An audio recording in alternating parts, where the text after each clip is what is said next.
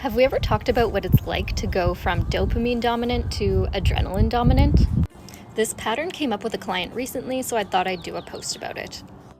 This is going to be most relevant for those of you using organic acids testing or urinary neurotransmitter testing if you've been dealing with fungal or mold issues and mood swings. Also very relevant for insomnia. In this example, we're using the urinary neurotransmitters panel, but if you are using an organic acids test, you'll see dopamine listed as HVA and DOPAC. And then you would see adrenaline listed as VMA. Let's talk about what's happening in phase 1. So right here, typically in phase 1, this is when people have just realized that they're dealing with some sort of fungal or Clostridium overgrowth. These microbes reduce the activity of the enzyme dopamine beta hydroxylase, which is supposed to convert dopamine to adrenaline. Symptoms of high dopamine include aggression, insomnia, impulsivity, euphoria, and even mania. Telltale signs in kids would be tantrums, anger, difficulty falling asleep, or just not wanting to go to sleep because they have excessive energy. But as you work on reducing this type of overgrowth, so you move into phase 2 of this cycle, the dopamine starts to be metabolized into adrenaline. Normally this would be fine. The body would release cortisol in response to adrenaline, and the feedback loop steps in and your adrenaline calms down. But what if your HPA axis isn't working properly and your adrenaline isn't breaking down efficiently?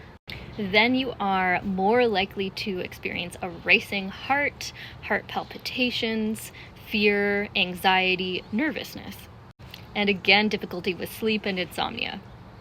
Taking a step back and looking at the big picture, you're making progress by reducing Clostridium overgrowth, reducing fungal overgrowth, you're absorbing more cofactors, but then you're hitting this wall where it's like, okay, you've got this adrenaline release, heart palpitations maybe, anxiety, and it can be really scary.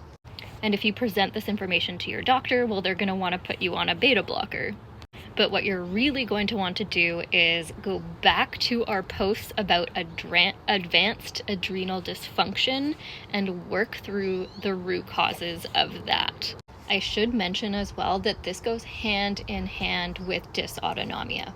You're going to want to look at your diurnal cortisol, a full thyroid panel, including reverse T3.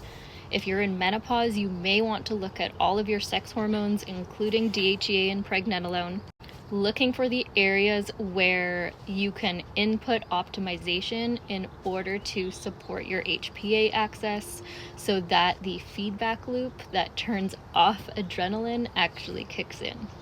And it goes without saying that this can also stem from non-physical manifestations as well, such as trauma. So if that's you working with trauma in whatever way resonates with you, or perhaps somatic therapy as you can move through the stressful experience.